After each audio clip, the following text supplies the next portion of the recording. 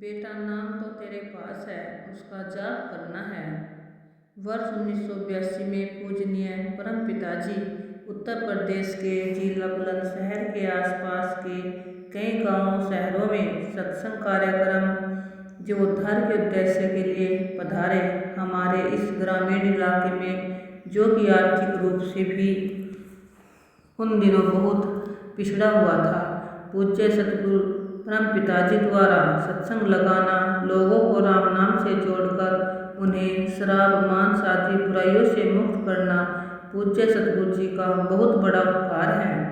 उसी दौरान मैंने भी एक सत्संग पर पूज्य परम पिताजी से नाम शब्द गुरु मंत्र प्राप्त कर लिया था, लेकिन सच्ची बात तो यह है कि नाम शब्द लेने की मेरी दिली इच्छा बिल्कुल भी नहीं थी। यानी दूसरे लोगों के देखा देखी में भी नाम लेने वालों में जाकर बैठा था। सालों के साल गुजर गए, न तो पूज्य परम पिताजी दोबारा फिर कभी हमारे इलाके गांव में सत्संग करने पधारे और न ही मैं तथा मेरा गांव में शायद कोई जीव सत्संग सुनने के लिए तेरा सच्चा सौदा सरसा या कभी बरनावा शायद ही कोई गया हो, जहाँ तक मुझे जानकारी है। परंतु यह तो पक्का है कि मैं कभी नहीं गया था। नाम शब्द तो मिल गया था, मानो एक तरह से अलमारी में उसे लॉक करके रख दिया था। महापुरुषों का कथन है, 100% सच है। पूरे सतगुरु का नाम रूपी बीज कभी भी बेकार नहीं जाता, चाहे जमीन कितनी भी बंजर या कल्लर मारी भी क्यों न हो। समय आने पर जब भी कभी सुगध वातावरण से वो जीव गुजरता है, नाम का बीज अवश्य अंकुरित हो उठता है। वर्ष 1994 को 12 वर्ष बीत गए थे। सतगुरु प्यारे के सच्चे नाम की लगन ने दिल में हल्की सी एक तड़प को जागृत किया।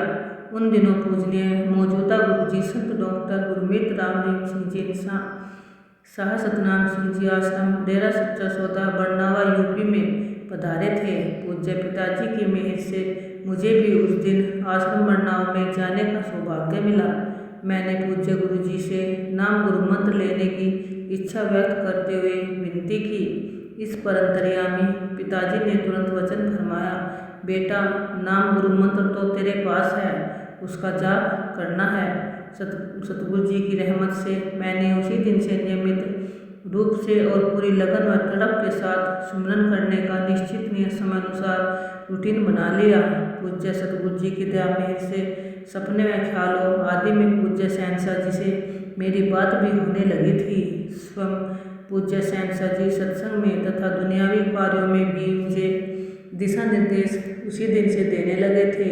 उन्हीं दिनों पूज्य हजूर पिताजी ने जब ब्लॉकों का गठन किया, पहली बार साध संगत का आपसी मेल जोल व सुविधा के लिए मालिक की दया से साध संगत ने मुझे हमारे गांव का भंगीदास बना दिया और यह सेवा मालिक की दया से मैं आज भी कर रहा हूँ। एक दिन मैं अपने दरबार के पवित्र ग्रंथ में प्रकाशित सत्संगियों के अनुभव नाम चर्चा में पढ़कर सुना रहा था, जिसमें लिखा था कि पूज्य गुरुजी ने एक सत्संगी प्रेमी की सच्ची तड़प को देखते हुए उसे अपने प्रत्यक्ष दर्शन दिए। करिश्मा पढ़ के मेरे भी अंतर हृदय में दर्शनों की तड़प जागी कि सतगुरु जी के दर्शन ऐसे कैसे हो जाते हैं।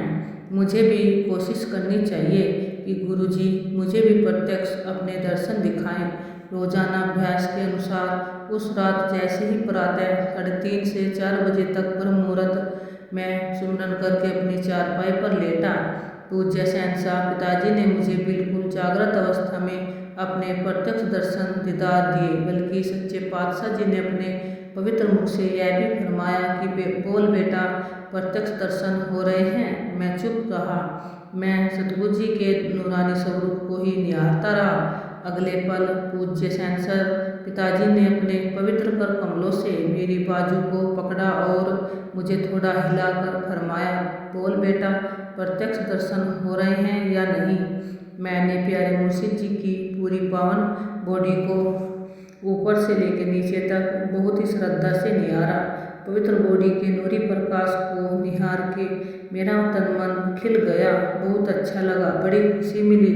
जी हाँ पिताजी, आप जी का रहमो करम, आप जी के नूरी जलाल को तक मेरा रोम रोम नशा रहा है।